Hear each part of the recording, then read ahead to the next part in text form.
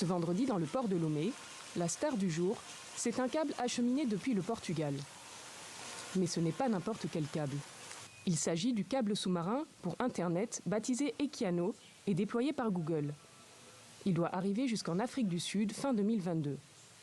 Objectif pour la firme américaine, rendre Internet plus accessible sur le continent africain. Avec Equiano, nous apportons 20 fois plus de capacité de réseau que le câble précédent dans la région. Aujourd'hui, en Afrique subsaharienne, nous avons environ 300 millions de personnes en ligne et environ 700 millions qui n'ont pas vraiment accès à Internet. Notre objectif est de rendre accessible Internet à plus de personnes. Equiano a été accueilli en grande pompe par les autorités togolaises. Le président de la République Faure Gnassingbé a même visité le bateau d'acheminement du câble. Le gouvernement togolais voit dans l'arrivée de ce deuxième câble au Togo une vraie opportunité de booster l'accès à Internet dans le pays.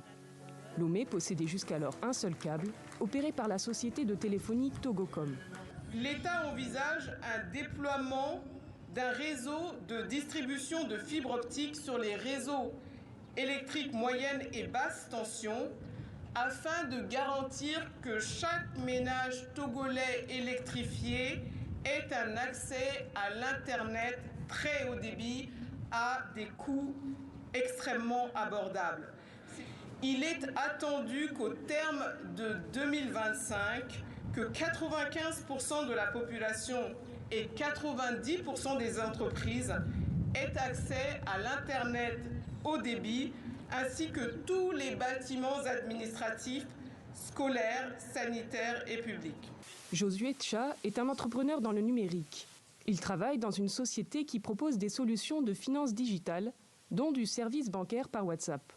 Comme beaucoup de Togolais, il salue aussi l'arrivée d'Equiano. Mais selon lui, pour que son impact soit visible, il faudra que les fournisseurs d'accès à Internet acceptent de baisser leurs coûts.